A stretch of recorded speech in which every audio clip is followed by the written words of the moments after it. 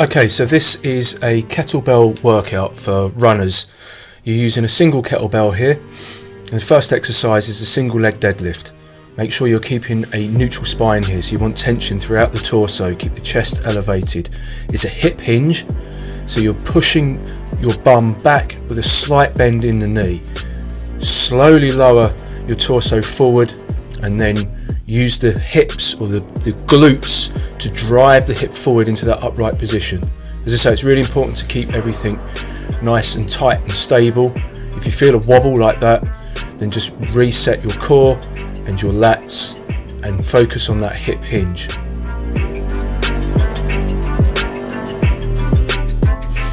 The next exercise is a split squat. So we're working a lot of single leg work here because that makes sense. It has a direct functional carryover to running.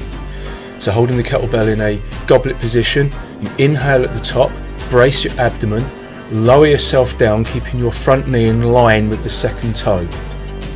Once you're at the bottom, without resting the back knee on the floor, you drive back up to upright, almost locking the knee out at the front. You exhale at the top, holding your breath throughout the motion to maintain tension in the torso. The next exercise is a single leg bridge or hip thrust. Here I have my foot on a yoga block.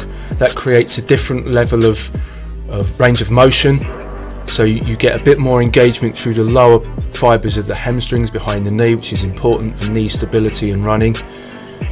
Again, here you want to keep the abs nice and tight and the spine nice and neutral. Use your glutes to drive the hip motion up, being careful not to drive the lower back into hyperextension. So try and maintain as close to neutral spine as possible here.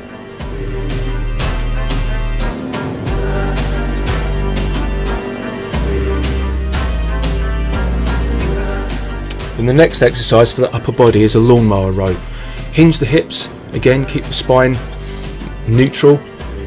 You want to engage your lats by pulling your shoulder blade down, keep your core nice and tight for that stability.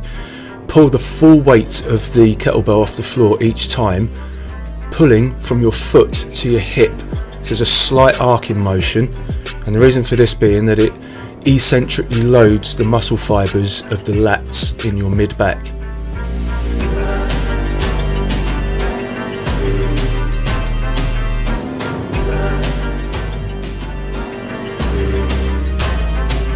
So remember to hinge the hips and keep that spine neutral. You don't want to be flexing the back here.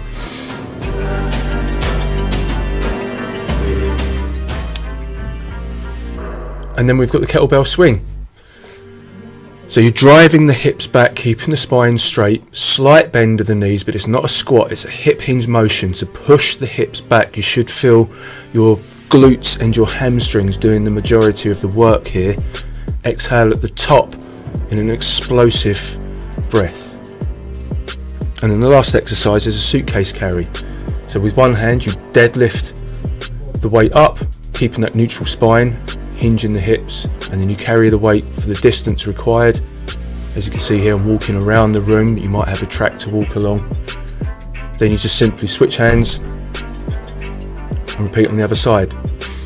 Notice how I elevate the chest and lower the shoulder here. So you want to own that position. The alignment should see your ear, shoulders and hips in a straight vertical line.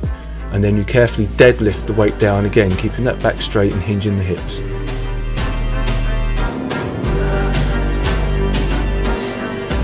So that is a strength and conditioning workout for runners. It's going to hit all those key muscles that you need to improve your running.